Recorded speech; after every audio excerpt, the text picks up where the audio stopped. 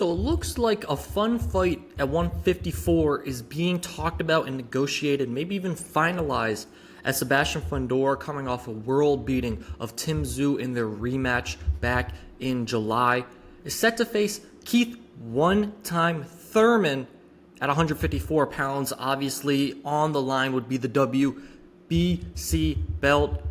It's an interesting fight. It's a fight that I'm not mad at.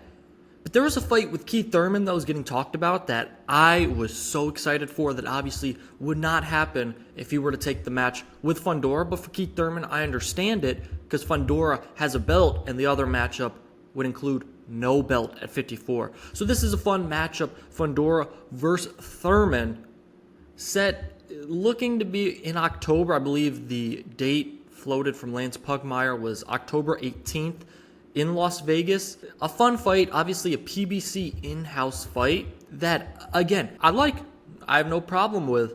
Just there's another fight that I loved for Keith Thurman to be a part of. But first, it's the Never Drop podcast. Make sure you like this video, comment below if you're happy about this Fundora versus Thurman fight happening, and subscribe to the channel, as this is a fun fight, as I've mentioned numerous amounts of times. But let me tell you about the fight that was getting talked about. It was a co-promotion between PBC and Golden Boy.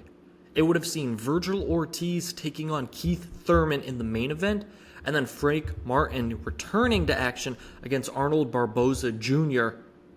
in the co-main. I think would have been a great event. I think that would have landed somewhere in LA. That would have been awesome. And of course, I think Vergil, with all due respect, kind of mops the floor with Keith Thurman. But I think that's a fun fight, because you have to look at Keith Thurman. He fought for the first time back in March since 2022 against Brock Jarvis. He looked pretty solid. Going into that fight, I was like, what does Keith Thurman have? But he had a good amount.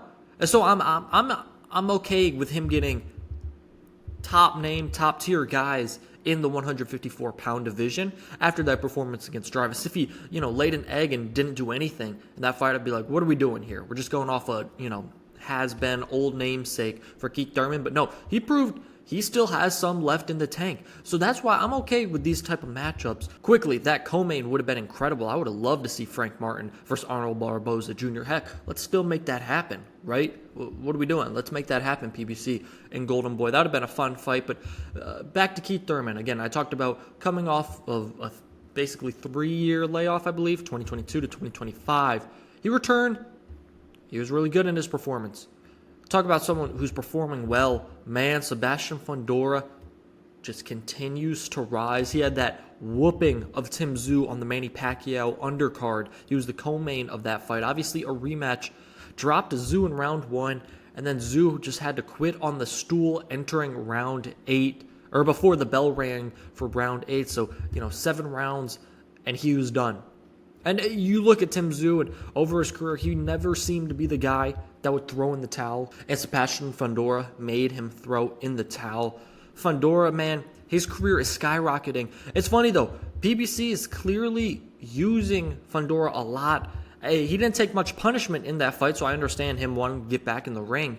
But it feels like, we saw the start of PBC on Prime. That was Fundora stepping in for Keith Thurman, kind of full circle moment here if they were to match up against each other, because Fundora stepped in for Keith Thurman, beat Tim Tszyu in that bloody fight in March of 2024, and then fast forward a year and a half later, Fundora is the star at 54. Tim Tszyu has lost twice to Fundora and is basically out of the picture as of right now, and Keith Thurman is still climbing, still around.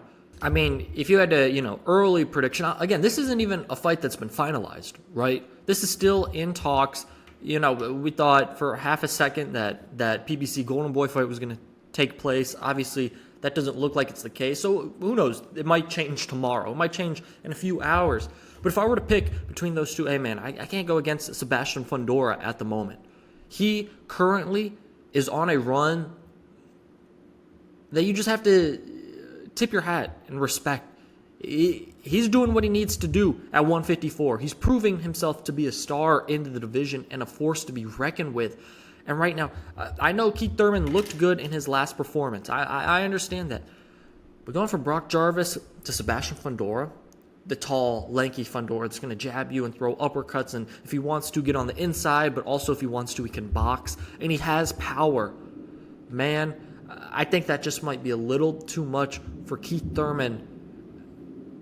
I think it could produce a good fight, but again, I think that's a fight that Sebastian Fundora, if he doesn't feel anything, any sort of pressure, any sort of, resistance, he'll say, I'm just going to walk you down. I'll get on the inside and I'll throw uppercuts all day against you. So, personally, it's hard to go against Sebastian Fundora. Honestly, at the moment, whether it be another champion, which I think Fundora beats Xander Zayas at the moment. I'd love to see that fight, but Zayas isn't going to fight Fundora at the moment. Maybe a Vergil Ortiz. I think I'd favor Vergil over Sebastian Fundora. Maybe a Boots Ennis. Maybe. I'm not sure about that one. Or maybe another champion at 54, but there's not too many guys that I'm favoring over Sebastian Fundora at the moment. And I'm not going to favor Keith Thurman. Let me know in the comments below who you think is going to win this fight. And if you're excited for this fight, if it takes place again, it would be October 18th is the, rumored date in a PBC on Prime pay-per-view. I don't love the pay-per-view, but let's see how the rest of the card is filled out. Hopefully Frank Martin is on that card. I'd love to see the return of Frank Martin. Let me know in the comments what you think about this potential fight at 54 for a belt. Make sure you like this video. I said comment below and subscribe to the Never Drop podcast. That's all I got for you. Peace. I'm out.